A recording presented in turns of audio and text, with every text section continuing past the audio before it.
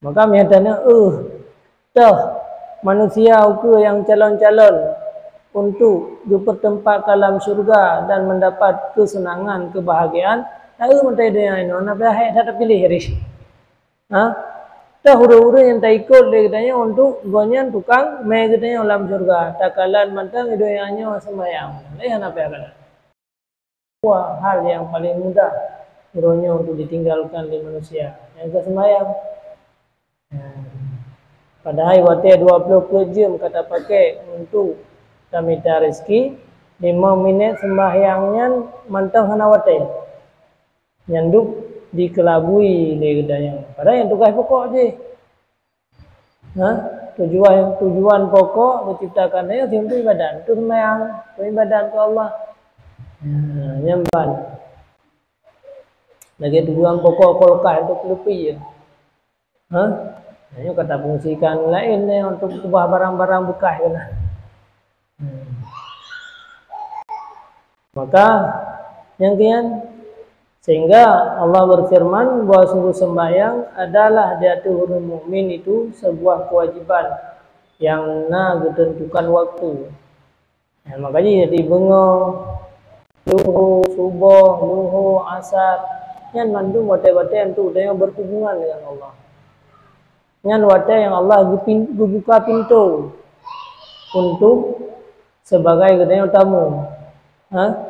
Wate buka pintu oleh Allah. Malah dom-domnan ka buka pintu oleh Allah untuk disambut kedanya selaku hamba. Anda tim damang, anda tim tok-tok. Hanya merupakan kerugian yang besar. Yurati malam per hari dia yang mendapatkan kerugian. Sehingga putra dan pegah oleh Rasulullah dimomboh sembahyang yang diwajib oleh Allah Ta'ala kepada hambanya. Barang siapa yang melakukan sembahyang dan tidak pernah menyia-nyiakan walau sesuatu dan menunaikan haknya dari mulai wudu ada sempurnakan lembu-lembu nyan Allah kagak pegang janji dia kata pasti temang surga. Maka miatanya dah manusia ke yang calon-calon untuk dipertempat dalam syurga dan mendapat kesenangan, kebahagiaan. Tahu mentai dia ini, nak berhak tak pilih hari. Dah huru-huru yang tak ikut dia katanya untuk gonyan tukang mai katanya dalam syurga. Takalan mantang itu yang hanya sembahyang. Lain apa yang kata? Mia sembahyang ka tempo buat nyan kana janji daripada Allah. Putra aku berjanji oleh Allah, belum tamang kata ke surga. Yang namanya janji Allah, innallaha la yukhliful mi'ad.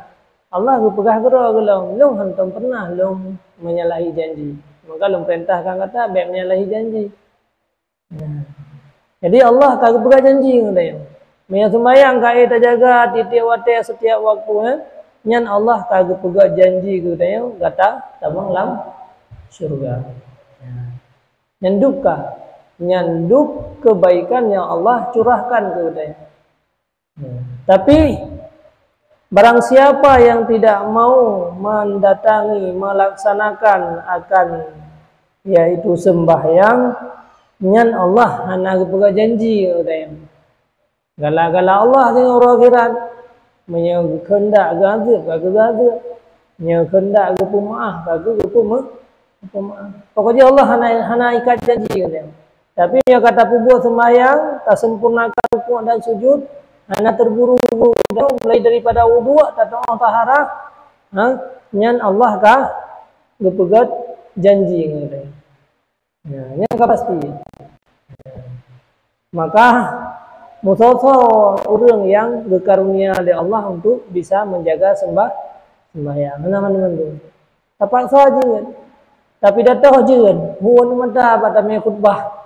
Tak khun berangkat dalam turun yang sembahyang. Tapi hana mendum-mendumnya dikarunia oleh Allah untuk jihad ke orang yang betul-betul menjaga sembahyang.